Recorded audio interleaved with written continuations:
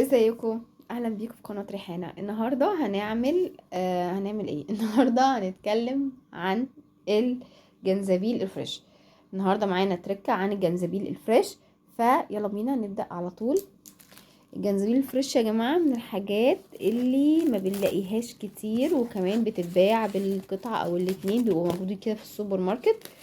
تمام، تاخدي بالقطعة تاخدي بالاتنين. طيب طريقة الحفظ بقى، عشان دي مهمة جدا جدا، لان هو لو حطيناه طبعا بره هيبوظ. الكلام ده في الصيف، يعني احنا دلوقتي جوه التلاجة زي بره التلاجة. عادي جدا. المهم، طيب انا بخزنه ازاي؟ بحطه في الفريزر.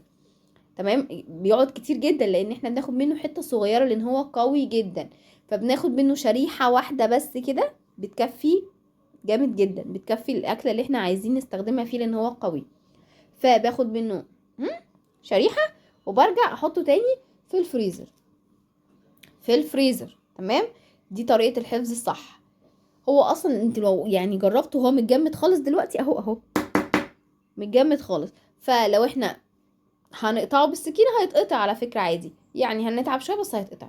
المقصد يعني ايه؟ ان احنا لازم ان هو يكون جوه الفريزر. هنحطه جوه التلاجة هيبوظ. ده هيقعد معاكم كتير كتير بقى. ماشي، ان هو يعني ايه؟ بيقعد. احنا بناخد منه حاجة بسيطة، زي ما شفتوا كده في الفيديو بتاع مشروب المناعة، خدنا منه يعني شريحة بس كده.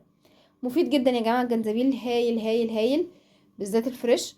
حلو جدا في الاكل، وبالذات بقى الناس اللي بتحب الاكل الاسيوي وكده، فهو في الحاجات دي حلو جدا يعني.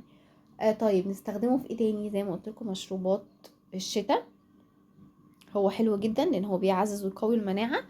الاكلات الاسيويه برضو نحطه جواها بيبقى حلو جدا. ممكن ناخد منه شريحه كده للكبده الاسكندراني، هتديكوا برضو طعم. للسمك ممكن ناخد منه. كل اللي انا بقول عليه ده يندرج تحت بند الشريحه. يعني ما ينفعش ناخد لا شريحه واحده. بشر مثلا نبشر منه كده لان هو قوي جدا. ماشي، عشان بس نبقى ايه، فاهمين، عشان ما نعكش الدنيا. هو بس بس كده، ده الاكل اللي ينفع نستخدمه فيه. زي ما قلت لكم الاكل الاسيوي والكبده ينفع نستخدمها، والسمك ينفع نستخدمه. بص هو بيليه مع التوم، اي حاجه يعني جواها توم وحاجات كده ينفع نحط فيها، بس طبعا بلاش نحطه مثلا على الملوخيه، لا. لا دي ثوابت. ما بنلعبش في الثوابت. قشطه قشطه. بس ده كان او دي كانت تركة النهارده، يا رب تكون عجبتكم، واشوفكم على خير ان شاء الله الفيديو الجاي. باي باي.